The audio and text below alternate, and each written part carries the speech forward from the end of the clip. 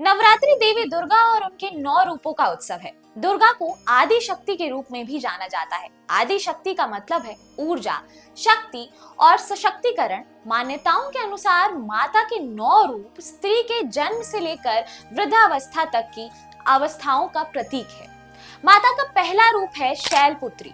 माता शैलपुत्री स्त्री के बाल रूप का प्रतीक मानी जाती है। जैसे शैलपुत्री अपने पिता शैल यानी पर्वतराज हिमालय के नाम से जानी जाती है, वैसे ही बाल रूप में स्त्री भी अपने पिता के नाम से जानी जाती है। अर्थात माता का ये रूप नवजात बालिका का प्रतीक है।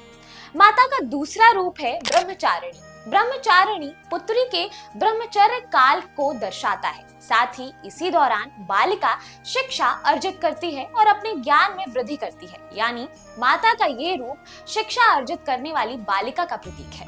माता का तीसरा रूप है चंद्रघंटा।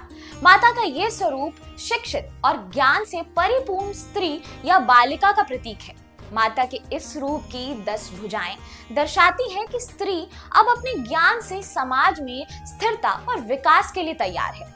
माता का चौथा रूप है कुष्मांडा। माता दुर्गा का चौथा रूप कुष्मांडा माता का है।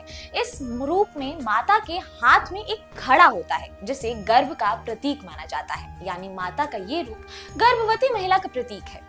माता का पांचवा रूप है स्कंद माता। ये स्वरूप महिला के मातृ स्वरूप को दर्शाता है। स्कंद माता की गोद में एक शिशु को दर्शाती कई तस्वीरों को आपने देखा होगा। माता का छठा रूप है कात्यायनी। जैसे माता कात्यायनी ने महिषासुर का वध किया था, वैसे ही माता का ये रूप स्त्री के उस स्वरूप को दर्शाता है जिसमें माता बनी स्त्री सभी बुराइयों को अपने बच्चे से दूर रखती है और अवगुणों को उसके अंदर घर नहीं करने देती। माता का सातवां रूप है कालरात्रि। माता के इस रूप को अत्यंत उग्र और शक्तिशाली माना जाता है। ये रूप स्त्री के पारिवारिक जीवन में आ रहे संघर्षों पर विजय का प्रतीक माना गया है। माता का आठवां रूप है महागौरी। माता का ये रूप स्त्री की स्थिति को दर्शाता है। जीवन के सभी संघर्षों पर विजय पाकर स्त्री संपन्नता की ओर अपने परिवार को ले जाती है। इसलिए नवरात्रि में अष्टमी की पूजा का बड़ा महत्व है। अष्टमी को पूजा करने से घर में संपन्नता आती है। माता का 9वां रूप है सिद्धिदात्री। माता का ये रूप स्त्री के वृद्धि और ज्ञान में स्वरूप का प्रतीक है। अपने अनुभव और समझदारी से स्त्री इस रूप में अपने परिवार के साथ ही समाज का भी कल्याण करती है और नई पीढ़ियों को अच्छे गुण देकर जाती है।